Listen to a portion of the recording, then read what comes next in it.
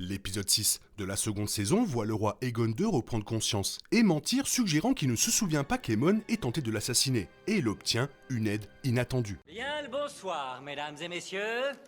Nous sommes l'animation de la soirée. Après le siège de Repos des Freux, où les Noirs et les Verts se sont rencontrés sur le terrain pour la première bataille de dragons de la guerre, le roi Aegon est en convalescence. Aegon a été trahi par son jeune frère à un moment crucial de la bataille, lorsqu'Aemon est arrivé et l'a ciblé avec le feu du dragon. Bien qu'il ait été incendié, envoyé au sol et brutalement blessé, Aegon a survécu. Dans l'épisode 5, Aegon était toujours hors service alors qu'il se remettait de ses blessures et était secrètement ramené à Port-Réal alors que les Verts annonçaient la bataille comme une grande victoire au public. En l'absence du roi, Aemon fut déclaré prince régent, ce qui valait la peine de sa trahison à tout égard puisqu'il monta sur le trône à la place de son frère. Au réveil d'Aegon, à la fin de l'épisode 6, Aemon arrive au chevet de son frère aîné, lui demandant s'il se souvient de la bataille. Lorsqu'Aemon demande à son frère ce dont il se souvient, Aegon déclare qu'il ne se souvient de rien. Même si une perte de mémoire à court terme ne serait pas impossible dans cette situation, Aegon semble mentir pour répondre aux demandes de son jeune frère. À l'heure actuelle, Aemon détient tout le pouvoir à Port-Réal régnant sur le trône de fer, considéré par beaucoup comme l'héritier légitime et chevauchant le plus grand dragon. Aemon tuant Aegon dans son sommeil serait une situation compliquée, mais il détient désormais suffisamment d'influence individuelle pour pouvoir s'en sortir.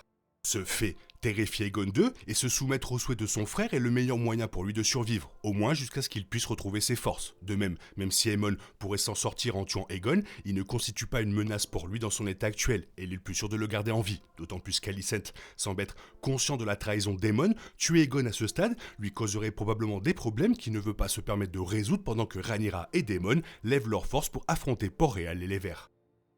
Les petites boules de présence au conseil sont devenues une ressource précieuse dans la salle des écrivains de la série, car elles ont maintenant été utilisées de plusieurs manières intéressantes. Bien sûr, Lyman Bisbury a eu la tête fracassée à la fin de la saison 1, et Aegon II a été vu faire tourner sa boule par impatience tout en écoutant ses conseils. Dans l'épisode 6, Aemon amène la balle au chevet d'Aegon et l'enfonce dans ses blessures alors qu'il le menace. L'aspect important à noter est qu'il s'agit de la petite boule de présence du roi au conseil.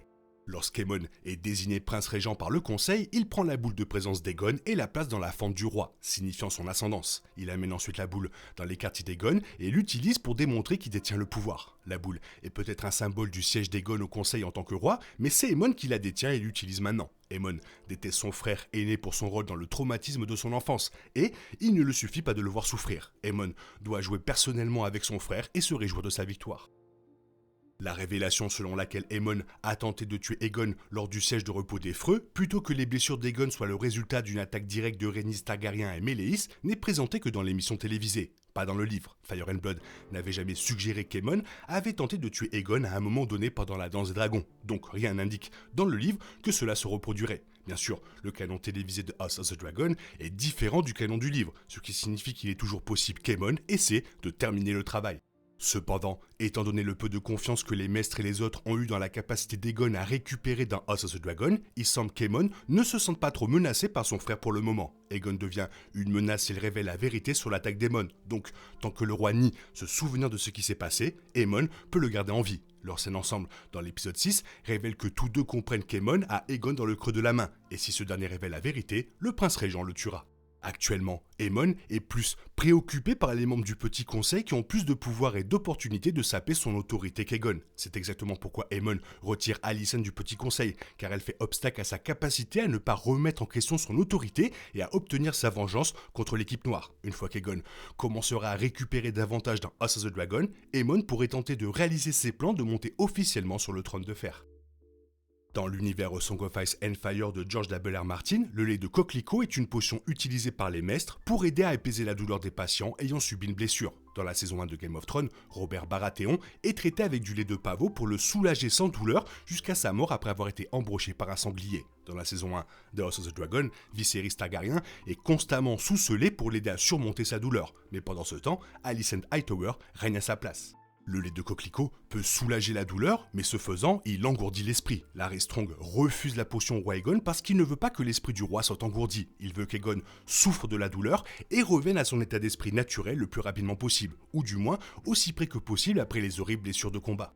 En ce moment, Larys Strong essaie d'aider Aegon, mais c'est aussi une décision égoïste. Larys a beaucoup plus de contrôle quand Aegon est au pouvoir qu'avec Aemon, et, par conséquent, souhaite que le roi se rétablisse et retourne à son siège de pouvoir le plus rapidement possible. En général, Larys semble se ranger du côté des Verts, car il voit qu'Aegon offre au royaume le plus de stabilité potentielle, dans laquelle il pense probablement pouvoir prospérer. Cependant, les futures saisons de House of the Dragon continueront d'explorer ses motivations.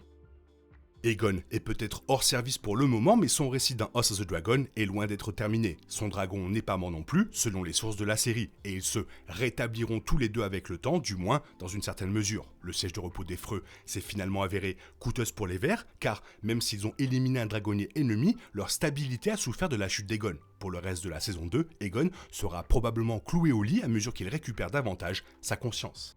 Jusqu'à ce que Aegon II se rétablisse, House of the Dragon s'éloignera probablement de son personnage et consacrera plus de temps aux nouvelles figures introduites dans la saison 2, comme les graines de dragon. Aegon devrait cependant continuer à être un acteur majeur tout au long de chaque saison, car il détient toujours le titre de roi tout au long de la danse des dragons, à moins que Aemon le tue. À mesure que les armées bougent et que leur position change, Aegon apparaîtra à des degrés divers, mais le fait qu'il soit l'homonyme des Verts continuera d'avoir de l'importance. J'aime beaucoup ce que la série a fait avec Aegon et Aemon, je trouve leur relation vraiment intéressante. Toi, qu'est-ce que tu en penses? Fais-moi part de ton avis dans la zone commentaire, sinon il est temps pour toi de reprendre le cours normal de ta vie. On se retrouve bientôt pour une nouvelle vidéo, bisous bisous, bye bye. Il est impossible de compter sur les autres de nos jours, on est obligé de tout faire soi-même. Je me trompe? Rien de grave, j'avais tout prévu. Où va le monde, je vous le demande.